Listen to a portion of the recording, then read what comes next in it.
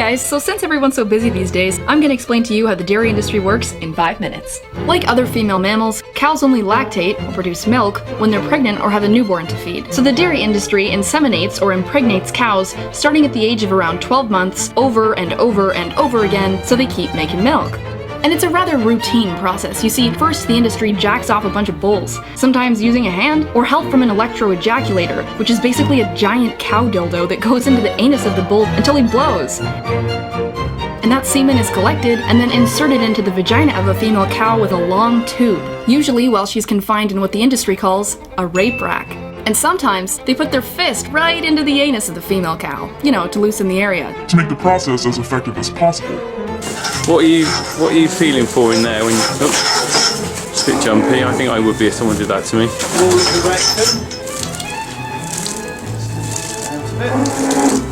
He's bringing it out. He massages a little bit just to relax everything and help that semen go where it needs to go. You must be responsible for a lot of calves. Yes.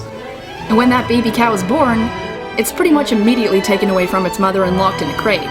Because if it stayed around mom, it would drink her milk. And that shit's for us.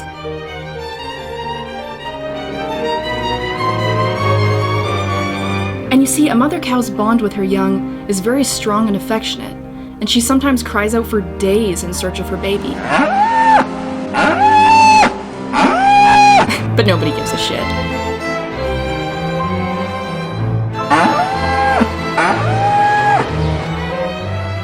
If the baby's a male, his throat is slit and he's sold for veal. And if it's a girl, she's raised to be a milk machine like mom. So dairy cows are continuously, repeatedly kept pregnant their whole lives to keep them lactating. This leads to premature aging, exhaustion, and mastitis, a painful yet common condition in dairy cows, which is inflammation and sometimes infection of the udder.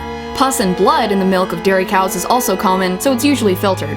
But not completely, because in Europe, Australia, New Zealand, and Canada, up to 400,000 somatic cells are legally allowed in every milliliter of cow's milk. And in the United States, 750,000 somatic cells per milliliter. In Brazil, 1 million. And somatic cells, most of which in this case are white blood cells, are the same thing that erupt on the top of a big zit, so you could call it pus.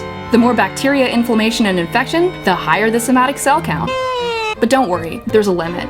And when a dairy cow is finally too physically and emotionally exhausted to continue on, she collapses. These cows are called downers, and they are dragged out by whatever means to be killed and sold for beef.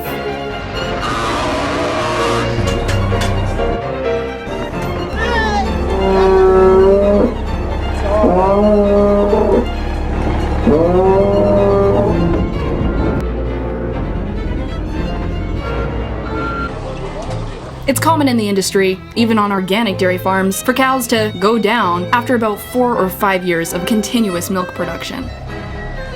But peak milk production declines around 4 to 5 years anyways, so if the dairy cows are still standing, they're gonna be killed for hamburgers and beef regardless. You see, the dairy industry is the meat industry. Almost every single dairy cow that you will ever buy milk that came from ends up being killed for meat.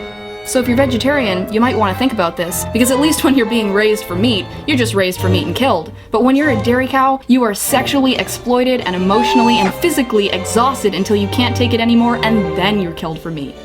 Sounds worse to me. And the natural lifespan of a cow that hasn't been completely exploited? 20 to 25 years, y'all. And as far as the calcium and protein thing goes, study after study after study has shown that those consuming the highest quantities of dairy actually have the highest cases of bone fracture and osteoporosis. And there are dozens of amazing plant-based sources of calcium and protein, so you really don't need to suck the tits of a cow.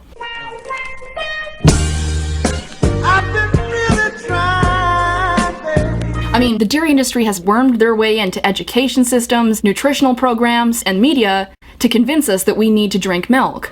But when you're in school learning about how good milk is for you, that's not because there was a panel of people who care about your health that determined that. That's because the dairy industry paid lots of money for you and your children to hear that message in school, and on TV, and on billboards, and magazines, and for your doctors who don't have to take more than a few hours of a nutrition course to tell you to drink your milk. You see, rhino milk is for baby rhinos. Dog's milk is for baby dogs. Cat's milk for baby cats. Rat milk is for baby rats. And cow's milk is for humans? No, it's for baby cows. And vegans are crazy? dairy is Fucking scary.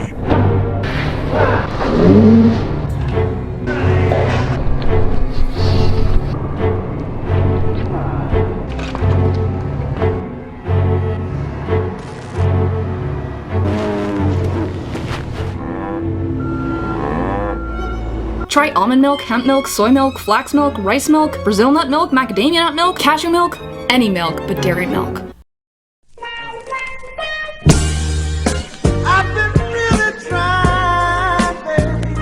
She's got a nice, beautiful slick coming out. That's a very good sign. Also for timing.